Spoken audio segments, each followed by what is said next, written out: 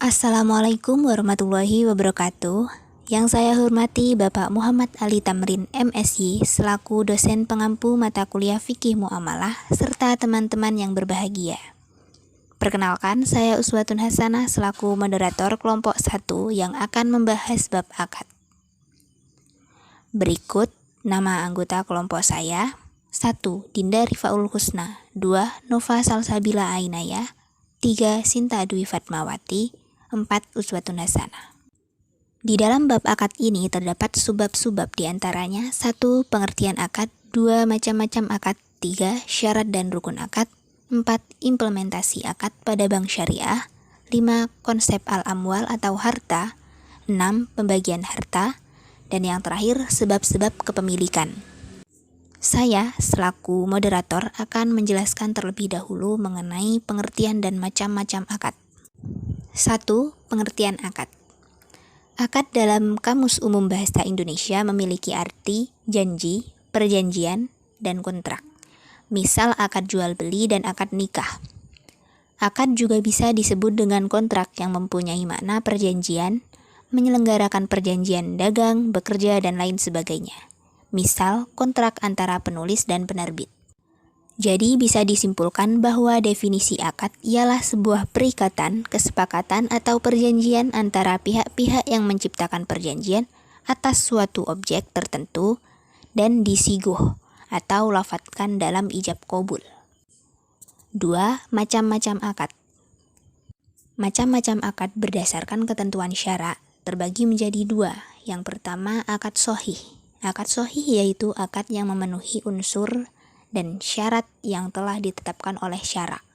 Akad yang memenuhi rukun dan syarat, maka akad tersebut masuk dalam kategori akad shahih.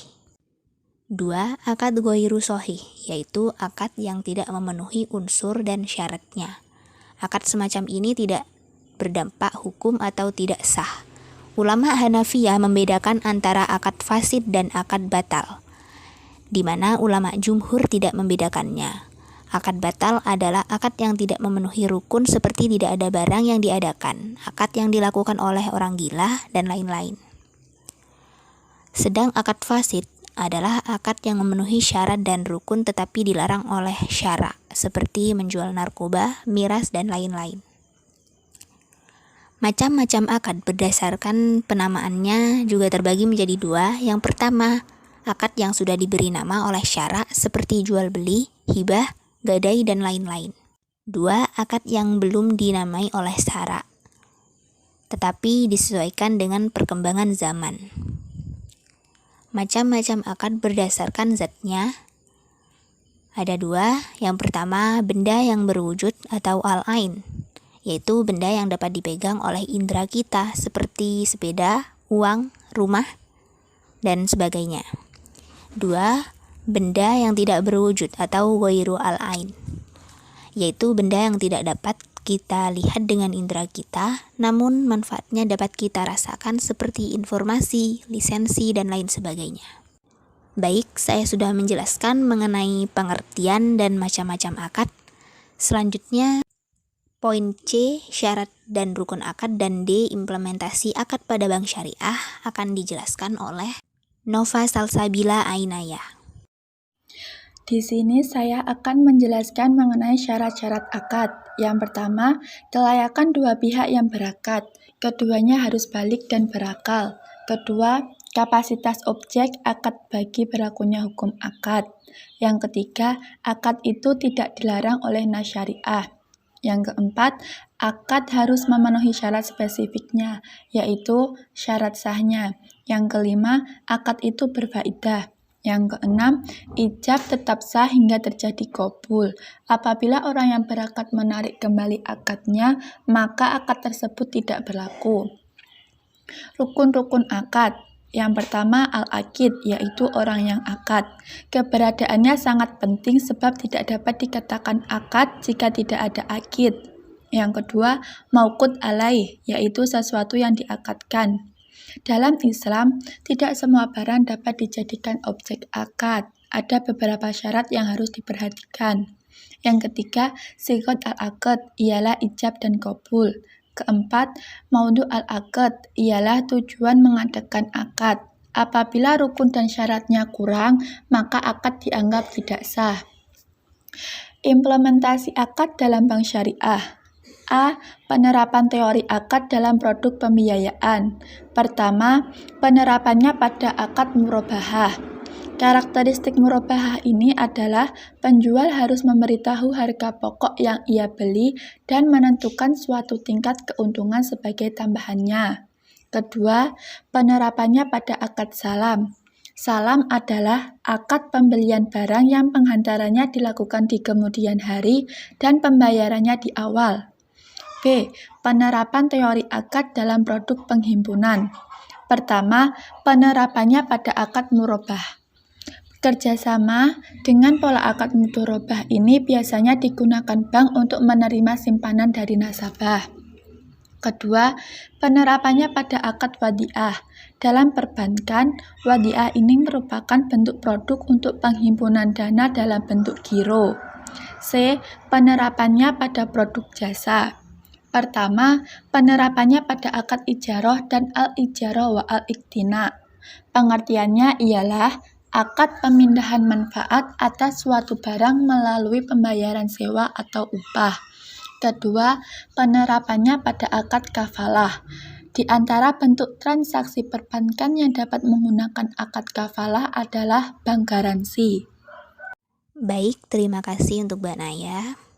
Selanjutnya untuk subbab konsep al-amwal atau harta dan pembagian harta akan disampaikan oleh Mbak Sinta Dwi Fatmawati.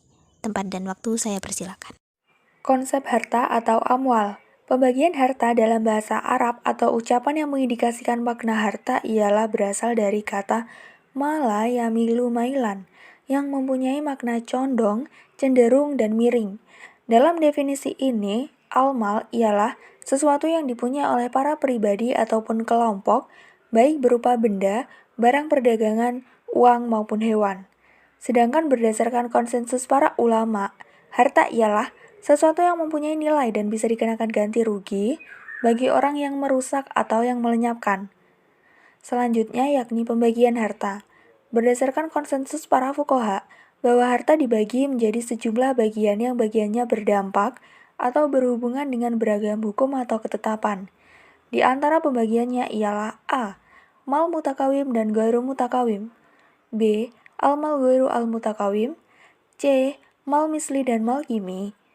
Harta misli ini bisa dikelompokkan menjadi 4 bagian, yakni ada benda-benda yang bisa ditimbang, benda-benda yang bisa ditukar ditakar, barang-barang yang diukur, dan benda-benda yang bisa dihitung. Kemudian D. Ada al-mal al-kimi. E. Mal istilaki dan mal istimali al-mal istilaki. F. Istimaili.